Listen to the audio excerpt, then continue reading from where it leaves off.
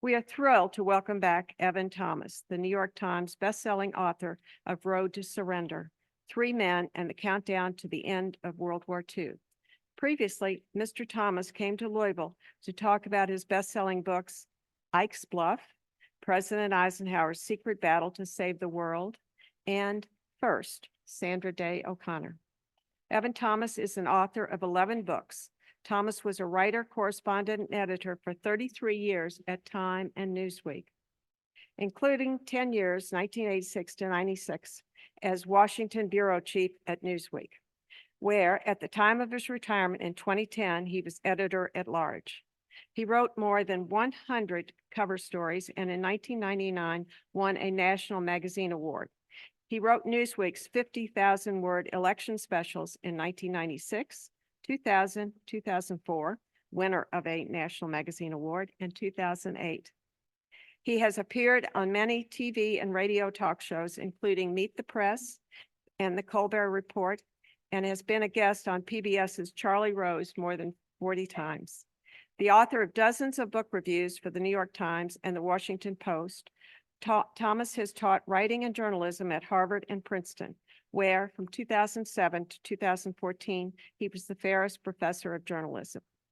Tonight's presentation will be moderated by his wife, collaborator, and interlocutor, Osceola Freire Thomas.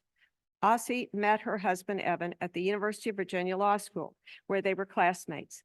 In 1977, she joined Donovan Leisure, a litigation firm in New York and Washington, D.C., before moving to AT&T, retiring as a federal government affairs vice president in 2000.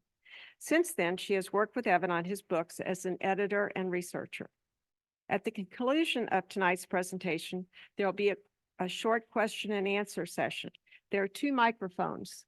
I think one is over here and one in the center on the landing for our in-person attendees. If you are joining us virtually, please submit your questions in the chat and a Filson representative will share them as time permits. Book sales will immediately follow the conclusion of the lecture in this room. Please join me in welcoming Evan and Ossie Thomas.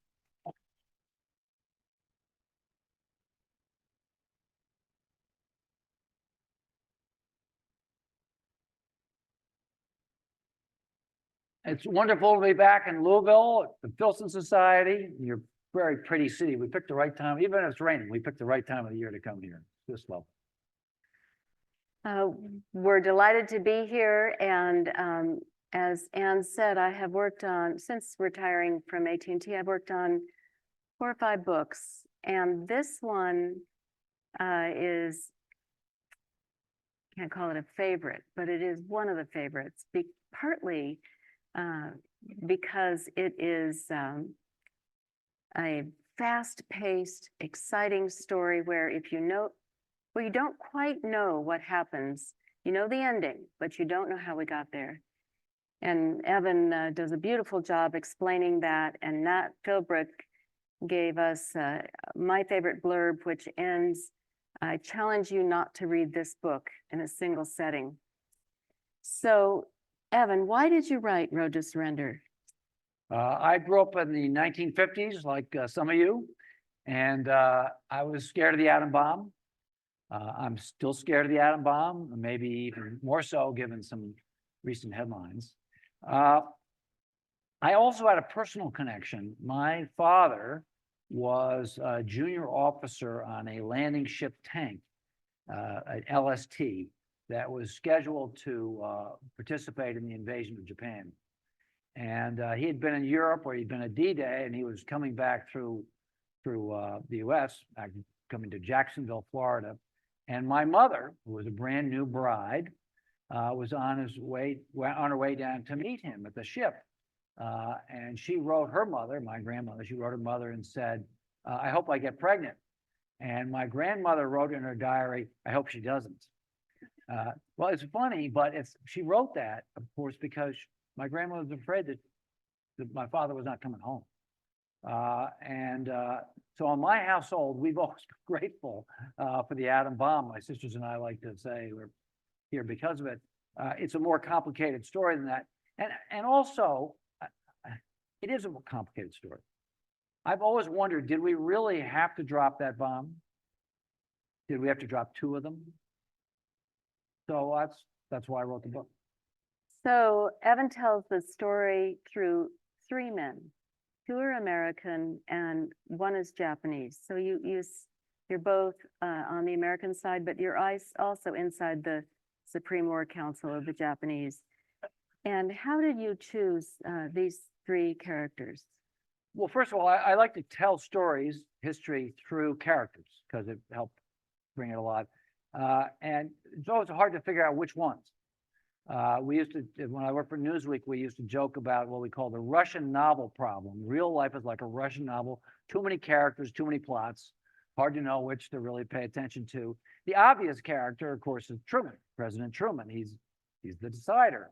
But he's a problematic character in this case because, for one thing, he had just arrived when the decision was made. Yes, he made the decision, but there was always the feeling that he was being carried along. The General Groves, for those of you who've seen the movie Oppenheimer, the Matt Damon character, once said that President Truman was just like a little kid on a toboggan being carried down the hill, that this was an inevitable decision. That's a little harsh. He was the decider, but the other problem is Truman kept diaries, but they're not entirely reliable. So he was a problematic character, so I didn't do him. Oppenheimer is the obvious character to do. They just made a movie about him. Didn't need to do him. So I chose these other characters. The main one is Secretary of War Henry Stimson. He's been in government many years. He is a 77-year-old gentleman, and he has a serious heart condition. He's old-fashioned. He likes to ride his horses in Rock Creek Park. He likes to play lawn bowls. But tell us more about this intriguing man. He was a great statesman. He had served all the way back to Teddy Roosevelt. And he was a rather severe Victorian. His nickname was the Human Icicle. But he kept a diary, which is fortunate for biographers. And the diary is surprisingly revealing. It showed that he struggled, that he couldn't sleep. He would write about the atom bomb. By the spring of 1945, Stimson, who's Secretary of War, he's kind of the chairman of the board of the atom bomb. He's running the whole project. And by the spring of 1945, he realizes we might actually use this thing. And he starts writing about it in his diary. And he refers to it by its code name S1, but he also calls it the terrible, the awful, the diabolical, a Frankenstein monster. One of his aides, John McCloy, was once asked, how did Henry Stimson think about the atom bomb? And McCloy answered, on his knees. He, in that April of 1945, Stimson was down in Miami for a little R&R. He's 77 years old. And he goes to a redistribution center, which is where troops coming back from Europe are processed on their way to the Pacific. And this is an Air Force redistribution center. So Stimson is talking to these pilots who've just fought a war in Germany. And he can see, looking at them, that they will do their duty. But they're exhausted. And he thinks, do I really want to send them into another war? And this is April 1945. We have just, in February, we, the United States, invaded Iwo Jima. Now, Iwo Jima is an island 1/6 the size of Nantucket. It's tiny. But we have lost in the prior 2 months, 7,000 Marines there. So he's thinking, Iwo Jima, now we're about to invade Okinawa, that's a bigger island. We lose 12,000 soldiers, sailors, Marines there.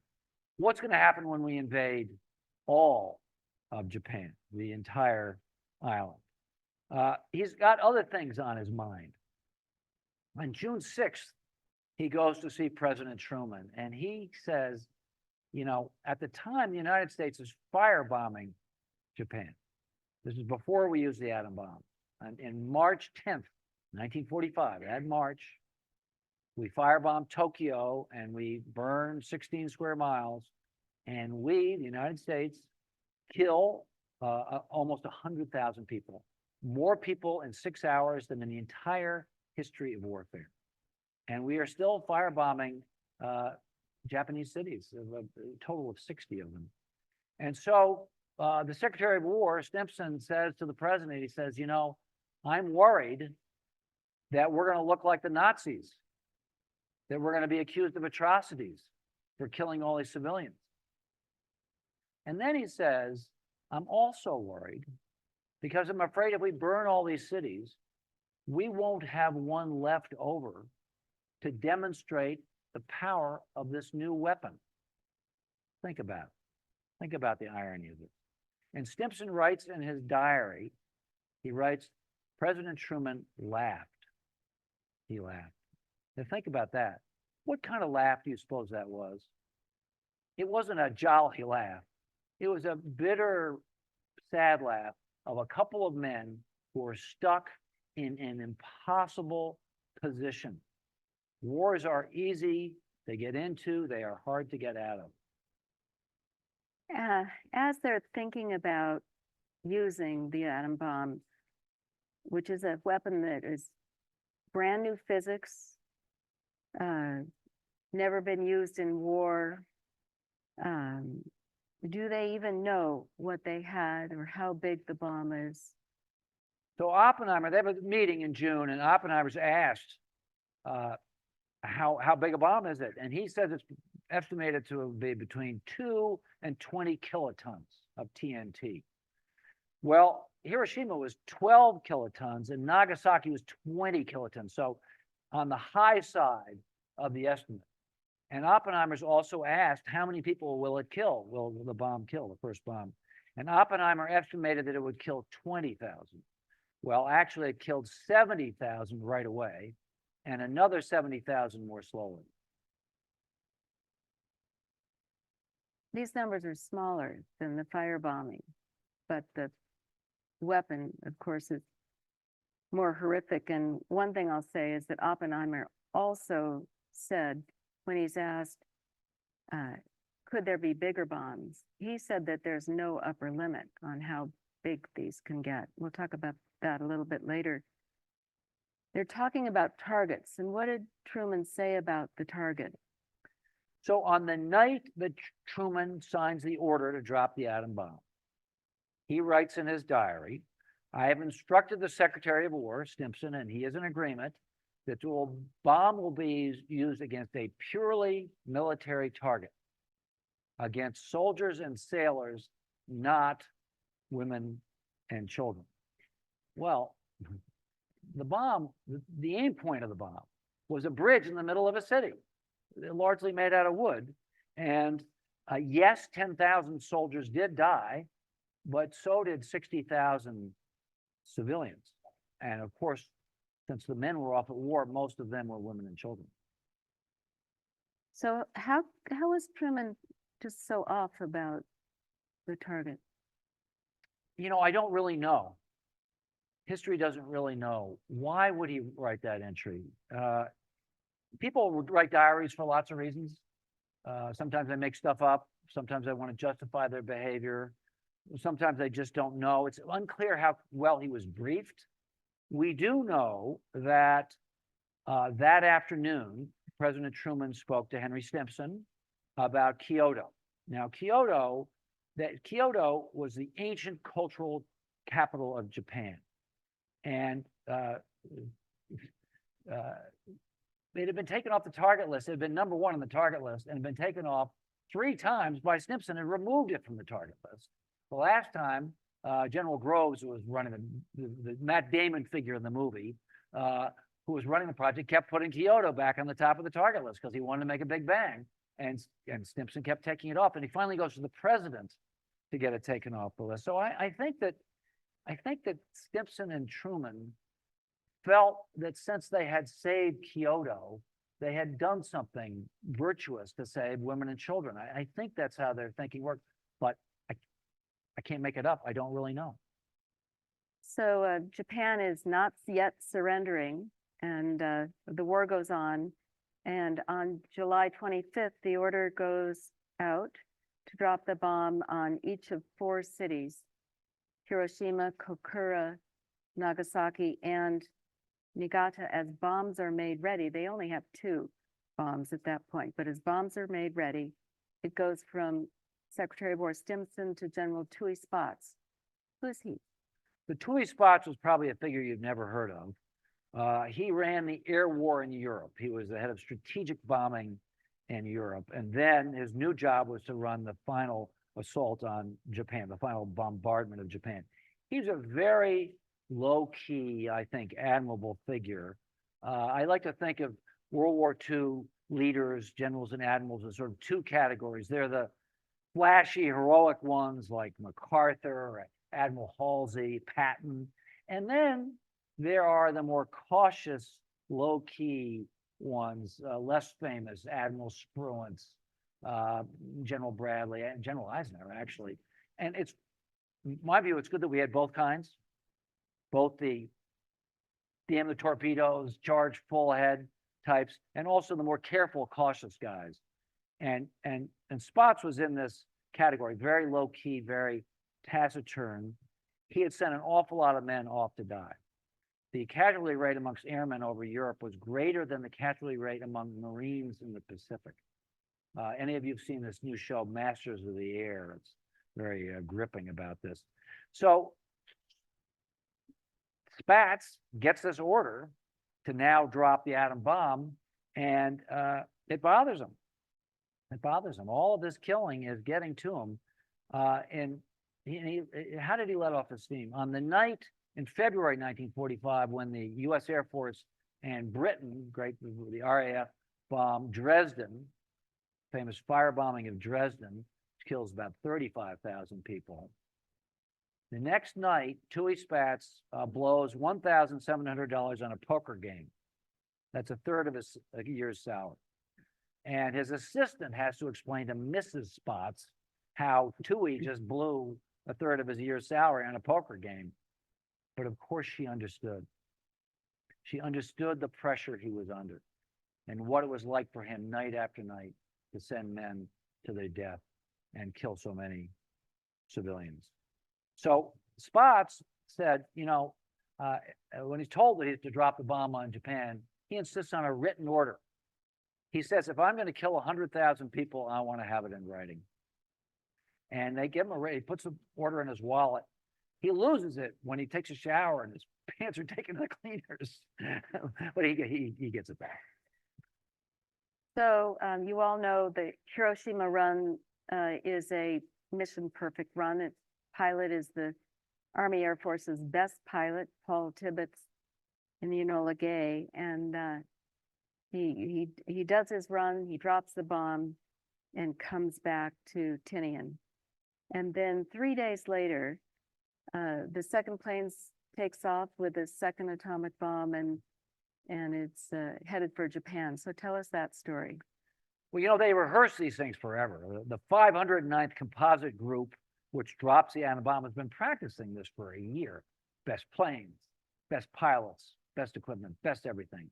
But this is combat, it's wartime, and so what can go wrong? Well, they were supposed to rendezvous with the photography plane off Iwo Jima, actually, and the photography plane is 10,000 feet too high, so they miss. They waste 45 minutes flying in circles. They get to their primary target, Kokura, and it's clouded over. Their orders are to only bomb visually, not by radar. They have to see the target. And it's clouded over, even though there's a perfect weather forecast. Why? Because smoke from an earlier firebombing has drifted over Kokura. So they can't bomb there. So they got to go to the secondary target. Well, by now they're running low on fuel. And one of the airmen on the plane, the boxcar on the plane, writes in his diary, he's keeping a contemporaneous diary. He writes, I wonder if the Pacific is going to be cold. He thinks they're going to ditch. So they get to Nagasaki. It's also clouded over. They're about to, they don't know what to do. Finally, a hole opens in the clouds. The bombardier says, I see it. They drop the bomb. It's a mile off target. And by now they're really running out of gas. They make it back to Okinawa, which is, we were supposed to go all the way to Tinian, but they make it back to Okinawa. They land, as other planes are landing, they fire off every flare in the plane because they're almost out of gas. As they land, they started out the mission with 7,000 gallons of aviation fuel. They have 35 gallons left. And then they asked to see the base commander, General Doolittle, Jimmy Doolittle, and they explained, you know, actually we missed the target. We were a mile off. And this is interesting. Doolittle says, oh, General Spaatz will be happy. Really? Because he understood that because the bomb was off target, they dropped it a mile up the valley, it would kill fewer civilians. It did. It killed 35,000 civilians instead of 70,000 civilians, even though it was a bigger bomb, bigger, 20,000 versus 12,000 kilotons. And Spaatz didn't want to kill that many civilians. He also, he knew, again, all these guys know they have to do this, but that doesn't make them happy about it. As it happens, that bomb landed on the Mitsubishi plant that had made the torpedoes that the Japanese had used at Pearl Harbor. Divine that was- retribution there. That was yes, little bit of divine retribution. On the Japanese side, you found a marvelous character, the foreign minister. So it's important to do the other side. And in this book, particularly important. In some ways, the main character in the book is a fellow named Togo, Shigenori Togo, another person you've never heard of. He was the foreign minister and a very dour figure. He had studied German literature. He liked Goethe. He hated Nazis. He hated Hitler, but he liked the Germans. He was uncharacteristic for the Japanese in that he was blunt. He was direct. The Japanese are very indirect, certainly then and still. And so Togo was unusual. He spoke frankly and directly. He was so humorless that even his own friends thought he was a bit dull. But he was direct. Now this is important because Japan is run by something called the Supreme War Council. It's 6 men. 5 of them are in uniform: the war minister, the Army Navy chiefs of staff, war and Navy ministers, and the only civilian is Togo. And he is the only one amongst them who wants to surrender, who realized that the war is lost. Now, it is very dangerous in Japan in 1945 to talk about surrendering. In fact, you cannot use the word surrender. But you are at risk, if you talk about surrender, of being assassinated by the young hotheads, the young colonels and majors who are determined to fight to the very bitter end. This assassination threat is not an idle threat. In the 1930s, 2 Japanese prime ministers have been assassinated. And the current prime minister, Suzuki, who's also on the Supreme War Council, he knows about this because he has an assassin's bullet in him from an earlier attempt in 1936 when he was a Lord Chamberlain, and he wasn't sufficiently militant. The assassins, the war hawks, the hotheads, shot him 4 times. And he's lying there bleeding on the floor, and his wife comes in and says to the assassins, "Let me finish him off." Asks for the sword to finish him off. She's bluffing. The assassins leave, and he survives. Very Japanese story. So there are hotheads actually in the Japanese military now in 1945, and Togo knows it. And how does he deal with them?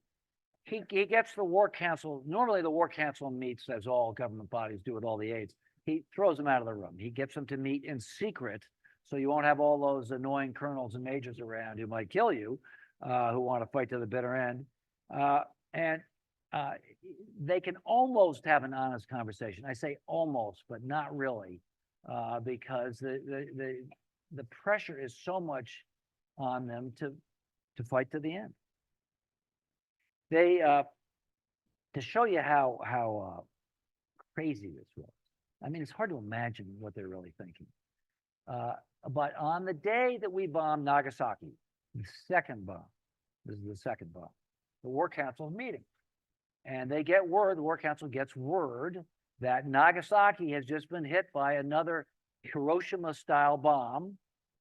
And the war minister says, wouldn't it be beautiful if the entire nation was to perish like a cherry blossom? Let them drop 100 bombs. Now, he's bluffing. Some of this is to just show off for the juniors, but they not entirely bluffing. They just didn't want to believe the war was. They knew they were defeated. Of course, their fleet had been sunk, but they wanted to fight to the bitter end. It's not as crazy as it sounds. They wanted good terms. They were hoping that if they could make the Americans bleed enough by an invasion, then we'd give them good terms, meaning no occupation, keep the emperor, and no war crimes trials. So you mentioned the emperor. Where is he if the War Council can't decide? And what is the process for making decisions there anyway? So the emperor is divine. He's the son of God. Ostensibly, he has all the power, but in practice, he doesn't. Japan operates by consensus, and the War Council is supposed to all agree on what to do, and then they bring decisions, and they bring the decision to the emperor, and he says nothing. Silence means assent. The idea is to keep him above politics because he's divine. They don't want him meddling in politics. So the actual power, and also under the Japanese constitution, lies with the military, really, which can veto any move by making the government fall. And so although he's divine, during the war, he's been a somewhat passive figure. He seems passive. He has a meek voice. He's kind of hunched over. He's a marine biologist. Fortunately, by the summer of 1945, he is just starting to stand up to the military. They try to move him. They want to move him from Tokyo to a new redoubt they're building up in the mountains. And he says, no, I'm not going. That's the first sign that he's going to stand up to the military. So although he seems like a meek figure, he's starting to get some courage. He also fears that the next atom bomb may be coming for him. We, the United States, we burned his palace by mistake in May during a firebombing. The fire leaped over the moat, and a bunch of buildings in the palace compound had been burned. So he's afraid that maybe the next fire is coming for him.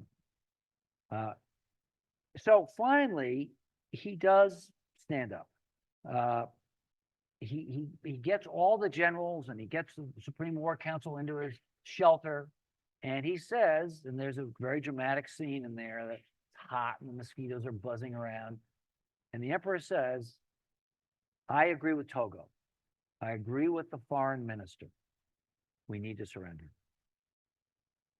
And his military officers all start keening, and some of them crying, and They start weeping. yes. They start weeping. They fall prostrate to the floor. So is that it? Is Japan willing to surrender at that point? So it should have been, but this is Japan, so it's always more complicated. The Japanese surrender, but they tell Washington that the emperor must still remain sovereign. Well, this is unacceptable to Truman and Stimson and to the Americans. And Stimson immediately sees this because, they wanted the emperor reporting not to God, but to Douglas MacArthur, to the Supreme Allied Commander. And so we reject their surrender offer, and back it goes to the Japanese. Now, the Japanese emperor is still willing to surrender, and he says so, but there's a coup plot. These crazy colonels that I mentioned earlier decide that they're going to stage a coup, and the war minister, Anami, who's been sort of quietly supporting this plot, he commits harikari. He takes his ceremonial sword, he plunges it into his stomach, he sticks a dagger in his neck, he gets out of it by dying.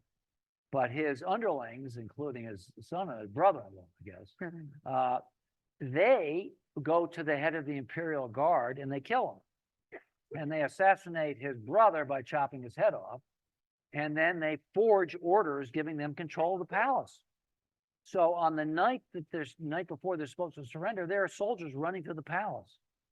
What are they looking for? They're looking for a recording made by the emperor, made a recording that's going to be played on national radio the next day at noon, surrendering. They're trying to find the recording, the record, to break it.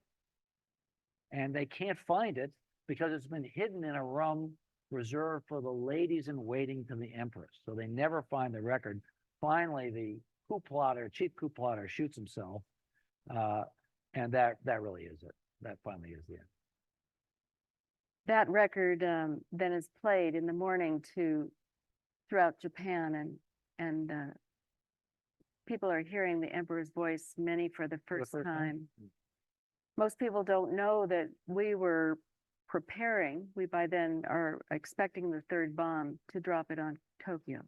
So we dropped the 2 bombs we have. We have another that will be ready on August 20th. This is August 14th, when Truman says to the British in Washington that we are going to drop a 3rd atom bomb on Tokyo.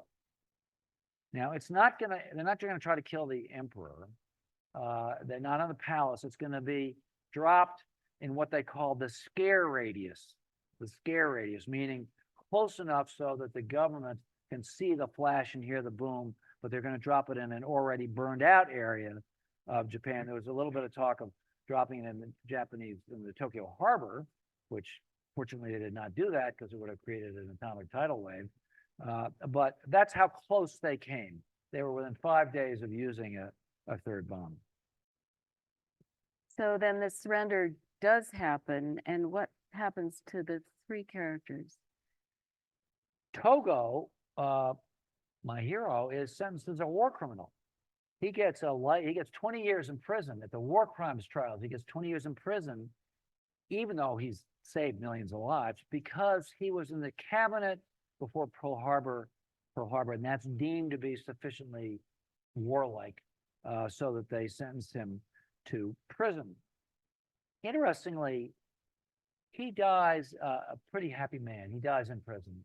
He had pernicious anemia. He dies because he felt he'd done his best. In his diary, he writes, he did everything he could. He dies pretty peacefully, but the victors do not. General Spaatz and Stimson are both bothered by this. Stimson, to show you how agonized he was by this, on the morning that Henry Stimson showed the photographs of Hiroshima, what Hiroshima looked like to the President Truman on that morning. And what does Hiroshima look like in the photographs? It looks like an ashtray, the inside of an ashtray. It's just ash, 4 square miles of ash.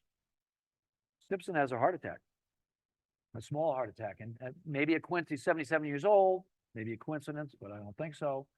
He has a month later, when he's trying to persuade Truman to do arms control, he has a bigger heart attack.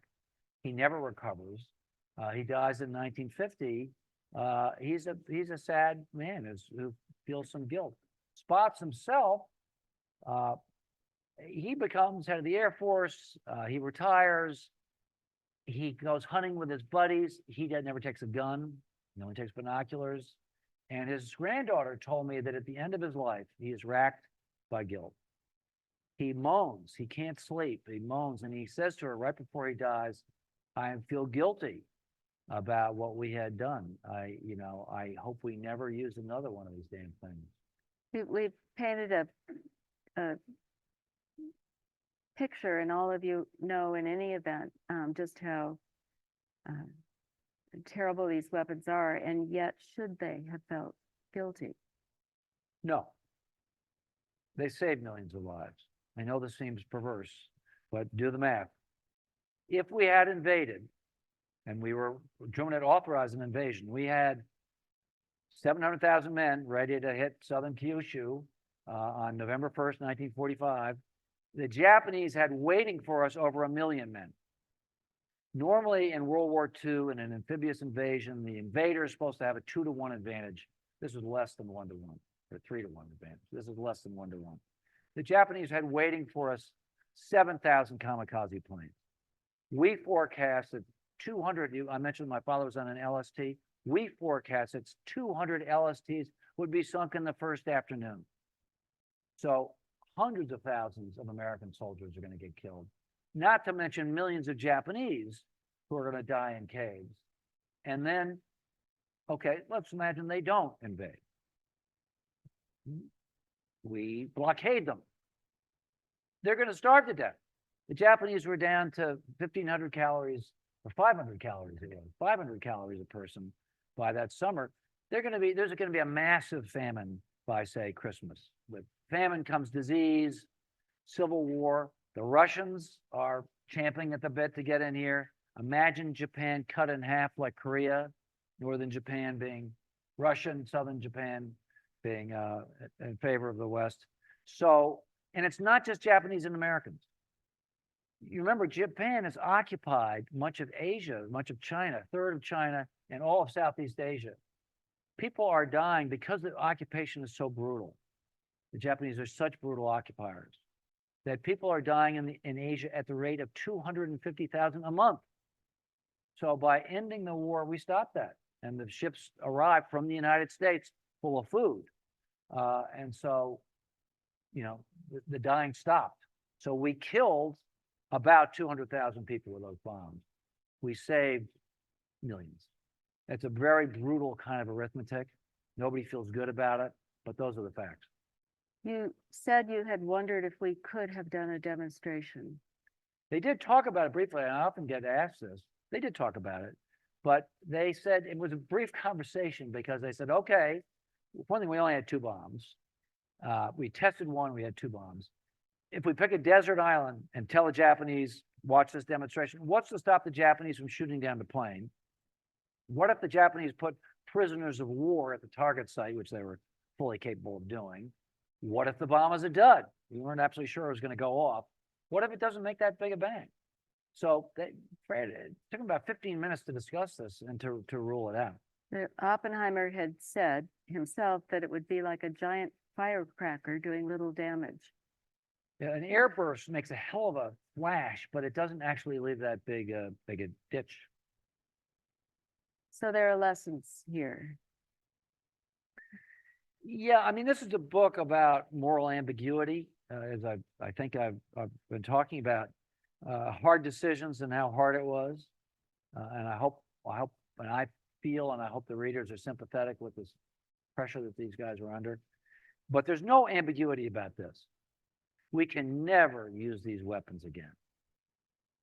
One thing, they are much bigger than today than they were then. A warhead on an ICBM on a sub or in a missile silo in South Dakota, that has a warhead that's a couple hundred times the size of a Hiroshima bomb.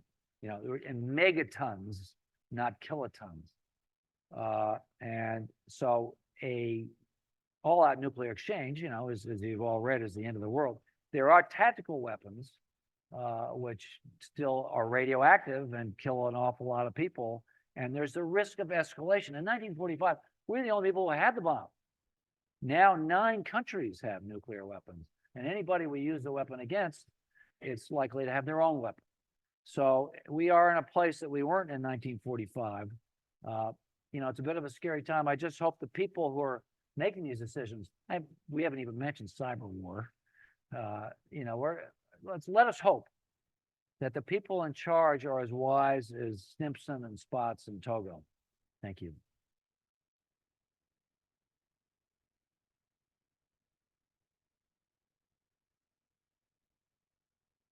We certainly happy to hear questions from the mics. I think there are 2 mics.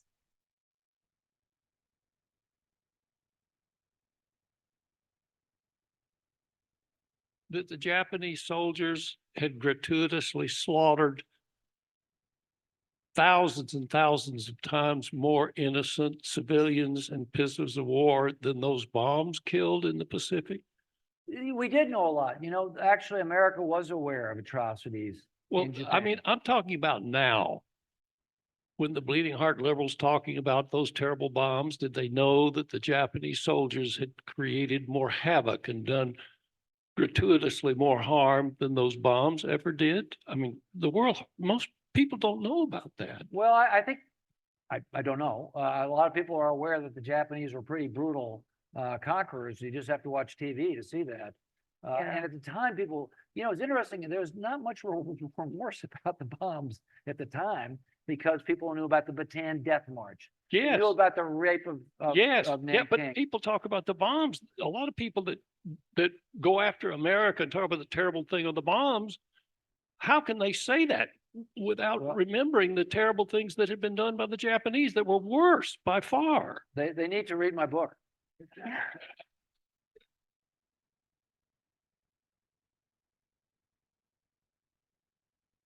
Any other Yeah, questions? don't be shy. I don't know too much about this subject, but I did hear an interview with John Kenneth Galbraith, Right. and he was sent into Japan shortly after the bomb was dropped. Right. And he was under the impression that the Japanese were ready to surrender Right. and that the bomb was dropped not for the Japanese so much as for Stalin. Right. And that was the person we really were intending to make a demonstration to. This view, John Kenneth Galbraith was a member of something called the Strategic Bombing Survey. We sent teams into Germany and to Japan to figure out, does bombing work? Does strategic bombing work? Bombing cities and factories. And the answers actually were kind of muddy in Germany because we didn't break German morale. The Germans were able to rebuild ball bearing plants and all that. And the team got to Japan and they decided, they thought that Japan was so burned up that it was ready to surrender. There was some cable traffic from the emperor that he was looking for a way out. More recent scholarship proves that the Japanese were not ready to surrender. The emperor was talking about it a little bit, but the Supreme War Council that I talk about, they were not ready to surrender. And it's, as I tried to say, it's not as crazy as it sounds. They didn't think they were going to win. What they wanted was to stop the Americans, to bleed the Americans so much that we wouldn't occupy Japan. They wanted to keep their structure. It was called the Kokutai, their imperial structure.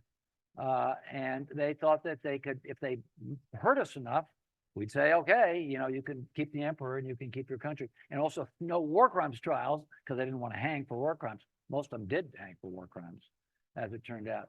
So it's just not true what Galbraith and a generation of historians, they still teach at fancy colleges that we probably didn't need to drop those bombs and it was a terrible thing. It was a terrible thing, but we did need to drop it. I think the scholarship is clear as a bell right now. The more we learn about the Japanese side, the more we learn the Japanese were not going to surrender.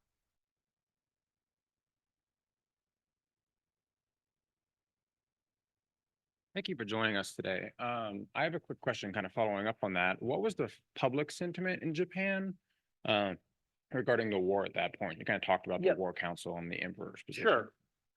Japan was a deeply policed and repressed society. The Kamputai, the thought police, if you were against a war, you whispered it.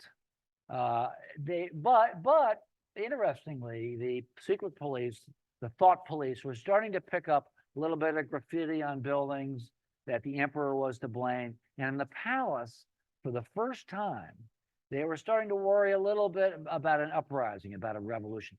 The Japanese people had been essentially pliant for years, going along, but they were just beginning to pick up some evidence of rebellious spirit. And this alarmed the ruling house, alarmed Hirohito and his family, thought, because they were, of course, what do kings fear the most? Revolution from the street.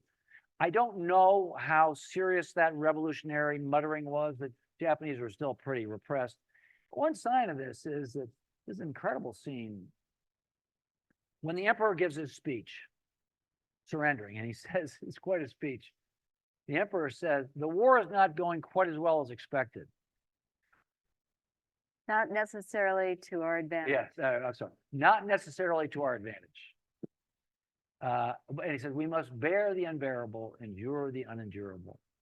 And people listening to that in Hiroshima, which has just been shattered by an atom bomb, the people listening weep. We suffered all this, and when we're surrendering, they don't want to surrender. They've sacrificed so much, they want to fight on. So it's hard to know what, Japanese opinion is. We worried, of course, that when we arrived, the United States arrived, that kamikazes would come out of the hills, and there's a little tiny bit of that. There was a last kamikaze mission by the head of kamikazes, Admiral Ugaki, took, I think, 10 planes. But mostly the Japanese accepted us. And we're grateful for the food that We're we grateful. brought in pretty great grateful for the quantities. Americans. The United States is the only country in the history of the world that rebuilds the countries it conquers. You can read the history. We've rebuilt Japan and Germany. We may have done it imperfectly, but nobody else in wars of this kind of scale has done that. Usually people crush the people that they conquer, and they try to reduce them, the Carthaginian peace, or certainly extract reparations. We rebuilt them. How long did it take the people in the Pacific to get over the fact what the Japanese did to them? Oh, gosh, that's a good question. Yeah. There were war crimes trials all over the place, but they hung about 1,000 Japanese people who had been involved in Japan's many war crimes. The Japanese were particularly brutal. I'll give you one example, or callous. There was a famine in Vietnam. They killed 1 million people in 1945. Why? Because the Japanese took the entire rice crop in order to try to make aviation fuel. It didn't work, and 1 million people died. That's on the benign end. The Japanese did, they experimented on other humans. I mean, it was just terrible. You know today that the North Koreans and the Japanese don't get along. And to say, put it mildly, and China and Japan, you don't want to test the answer to that question. Yeah, I mean, these incidents, the emperor will, not the emperor, but the The prime prime minister has minister, gone to Yasukuni Yasukuni Shrine. Shrine where the war heroes and war criminals are buried. And when that happens, China's very unhappy. Korea's very unhappy. There's a lot of bad blood. It's interesting, but the emperor, after the Supreme War Council members were enshrined in Yasukuni Shrine, the emperor stopped going himself. To his credit, I think. All right. Yes. So we talk about millions of people that were impacted by this event, yet each one of them has an individual story and an impact on their lives. So my dad was born in Louisville, Kentucky. He went to the University of Louisville and graduated with an engineering degree. About that time, Pearl Harbor happened, and he joined the Navy. He had never seen the ocean. He spent the entire war in the Pacific. He was on an LST at Iwo Jima. And I was born in 1949. Yeah, no, a lot of people have those stories, and they're vivid ones. We lost a lot of people over there. Although we lost a lot of people, but nothing compared to what the Russians lost, what the Germans lost. I mean, here's a statistic that always pops into my mind. Give you a sense of the scale here. Russia lost more people in the invasion, the siege of Leningrad, than all the American and British war dead combined. The scale of suffering in the Great Patriotic War, as Russia calls it, was in the millions. And it was in the mere hundred thousands for us and for the British. Yeah, I don't know what the grand death toll in World War II was, but it's something like 25 million. We lost 400,000, but 25 million was the grand total. Thank you for all your research. My question is, in your opinion, of course, if Roosevelt had lived, would he have made the same decision that Truman made? Yes, I think so. He and Churchill had agreed at the Quebec conference in September 1944 that they would forget the language, but it was a little conditional, but use they agreed that they would use the atom bomb. After basically. consultation. After consultation, right. The initial thought was to use the atom bomb on Germany. To just back up for a second, the reason why the United States built an atom bomb was because Einstein wrote President Roosevelt in 1939 that the Germans were working on an atom bomb, and we better get with the program and build our own. The Germans, fortunately, took a wrong turn in their research and were never able to build the bomb. I like to say, this is a little bit far-fetched, but not totally. I like to say that World War II, the Germans lost World War II on April 7th, April 7th, 1933. Why? That was the day that the Nazi government outlawed Jews in government in Germany. And what that meant was that the Jewish physicists who were working on nuclear physics left. They fled Germany and they went to Britain and to the United States. Guys like Leo Szilard and Fermi and all these guys who built the bomb, they had been, the center of research had been an institute in Berlin. The best scientists were Jewish scientists. They fled. And Hitler used to refer to the atom bomb project as that Jewish science. So the Germans were never able to build the bomb. We were.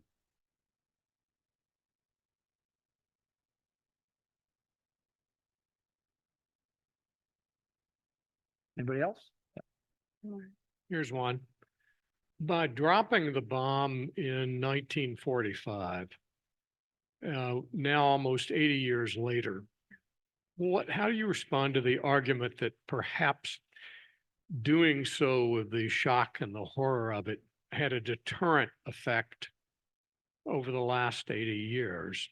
And conversely, how do you respond to the argument that it simply launched an escalation of now 9 countries having it? I'm going to let Elsie answer that. I think it did both. I think we've had almost 80 years of not using that bomb because a taboo really quickly arose as people understood its devastating effects. And that is a very good thing. But meanwhile, Oppenheimer had said correctly that there, as a matter of physics, there's no upper limit. And he and Teller split right away in 1946 as Teller started to work on the hydrogen bomb, which and then the size of these bombs, the destructive power of them increased this, and they were able to miniaturize them as well. So we have come up very short in arms control in the last decade, recently. Recently, it's falling apart again, those arms control regimens. We got up to, as a world, we got up to over 50,000 nuclear weapons in the world. And it's just a shocking number. And we're back down to about 6,000, but some of them are very big. Arms control did get it down from 50 to 5, I think. So arms control did have some impact. It was a long and difficult road, but it did have some impact. Those treaties are in tatters now because the Russians are obdurate. There is still mutually assured destruction. The worry is that North Korea having these bombs or Iran having these bombs and not being part of as subject to deterrence or as willing to talk about limiting them. Yeah, we haven't talked, the scary thing is cyber attacks now. Because there is something called mutual assured digital destruction, MADD, which means that although the Russians and the Chinese could turn off our lights and our water systems, we could do the same to them. So there is a deterrent, and we've let them know that they're into our stuff and we're into their stuff. So MAD exists in the cyber world, but it's less effective when it's, to use the lingo here, asymmetric. Turning out the lights in North Korea doesn't mean that much. And one thing, they're not linked the way we are. And we're all wired in, and North Koreans are not. So there's less of a deterrent effect. Our deterrent effect, if we get a cyber attack from North Korea, would have to be, our response would be, again, I'm using the lingo, kinetic, by using probably nuclear weapons. I don't even want to think about the imbalances of if a rogue state or a terrorist group gets a hold of cyber capacity to turn our lights out. That hasn't happened yet, but theoretically with AI it could. These are the things that keep you up at night. Well, you kind of stole my thunder. I was going to ask you, what should leaders in our country do to beef up cybersecurity and AI? I'm in cyber, and what type of leadership, more of these soft skills that we need to understand the threats and the opportunities that both cybersecurity and AI offer us? Any lessons you can glean from people like Stimson? I mean, one thought this isn't an answer, but the answer, but it's a answer. We need to talk to our enemies. I'm very heartened that we have recently reestablished talks with the Chinese. We let them, or the Chinese, kind of cut us off for a while so that they weren't talking to us at all. And wars can start by accident. An incident in the South China Sea, some hotheads do the wrong thing, or some 18-year-old hits the wrong button, and two sides need to be able to talk to each other. We've had a hotline with Russia, with the former Soviet Union, since the Cuban Missile Crisis in 1962.